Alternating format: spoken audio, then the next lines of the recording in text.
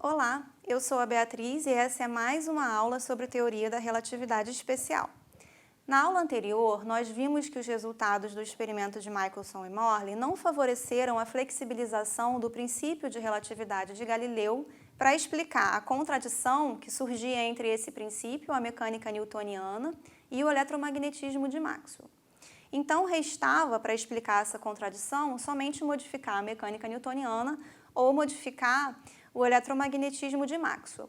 De fato, no início do século passado, Walter Ritz propôs uma teoria para modificar o eletromagnetismo de Maxwell e explicar essa contradição. De acordo com a teoria de Ritz, então a velocidade da luz seria constante somente no referencial da fonte que emitiu a luz.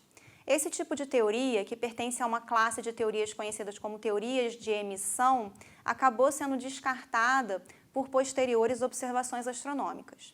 Então, na teoria da relatividade especial, o Einstein recorreu a uma modificação da mecânica newtoniana.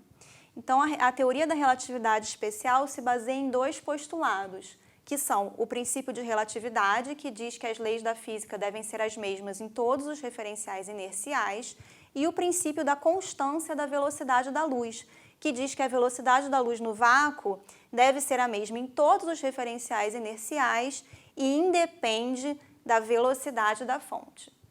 Esses dois princípios podem soar bastante razoáveis, mas a gente vai ver ao longo dessas aulas como que eles produzem resultados bastante contraintuitivos. De fato, a gente já pode dar um exemplo bem simples aqui agora.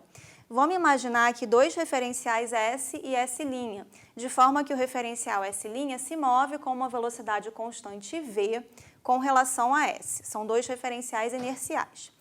Então, se a gente tem um carro se movendo aqui na mesma direção e no mesmo sentido que o referencial S', a gente já viu que as velocidades que os observadores nesses dois referenciais vão medir para esse carro vão ser diferentes.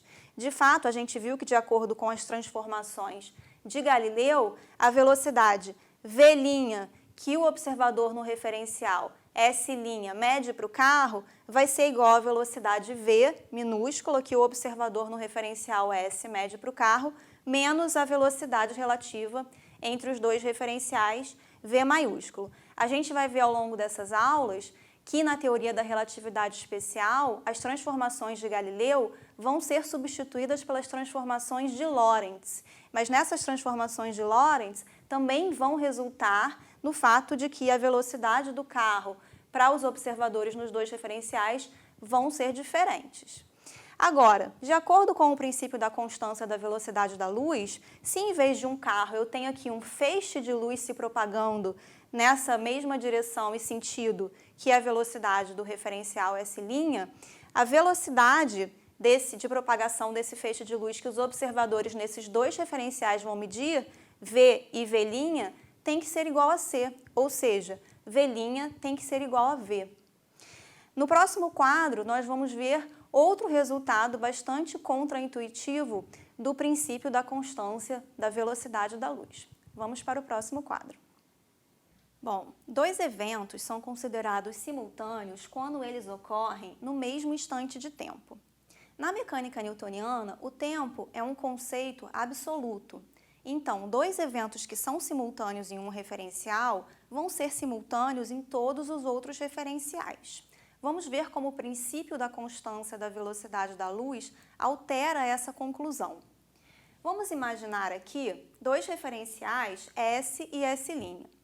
O referencial S' novamente se move com uma velocidade constante v com relação ao referencial S. Vamos imaginar que esse referencial S é um referencial que está em repouso em uma estação de trem. E o referencial S' é um referencial que se move junto com um trem que passa com velocidade v por essa estação. Tá?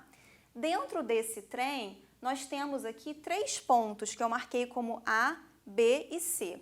Nos pontos A e C, existe uma fonte luminosa que emite um sinal luminoso aqui na direção de B, tá? E os pontos A e B e C estão distantes igualmente, ou seja, a distância entre A e B é D e a distância entre B e C também é D, tá? O B está no ponto médio entre A e C. Vamos imaginar, então, que esses sinais luminosos atingem um observador aqui no ponto B simultaneamente, tá?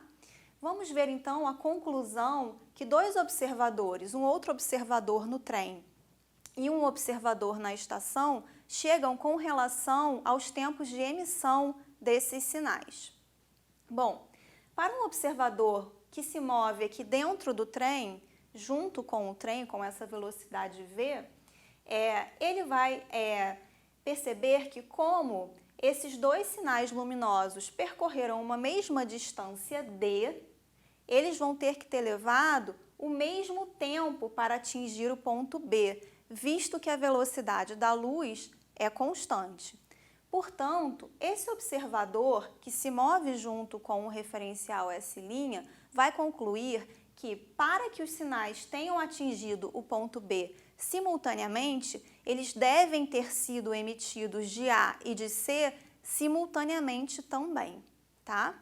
Agora, um observador que se encontra na estação, no referencial S, que conclusão ele vai tirar com relação ao tempo de emissão desses dois sinais luminosos? Bom, para esse observador que vê o trem passando com uma velocidade v, como esse sinal luminoso que foi emitido do ponto A está a favor do movimento do trem, esse observador vai perceber que o sinal luminoso que partiu do ponto A teve que percorrer uma distância maior do que d até atingir o ponto B. Ou seja, como a velocidade da luz é a mesma, esse observador vai concluir que esse sinal luminoso vai ter que ter levado um intervalo de tempo maior para atingir B. Já o sinal luminoso que parte de C, para esse observador que está em repouso no referencial S, ou seja, em repouso na estação, esse feixe luminoso vai ter que ter percorrido uma distância d menor e, portanto, vai ter que ter levado um intervalo de tempo menor para atingir o ponto B. Portanto, para que os dois sinais luminosos tenham atingido o ponto B simultaneamente, o sinal luminoso que partiu de A tem que ter sido emitido antes do que o sinal luminoso que partiu de B. Ou seja, para esse observador no referencial S, a emissão dos dois sinais não pode ter sido simultânea.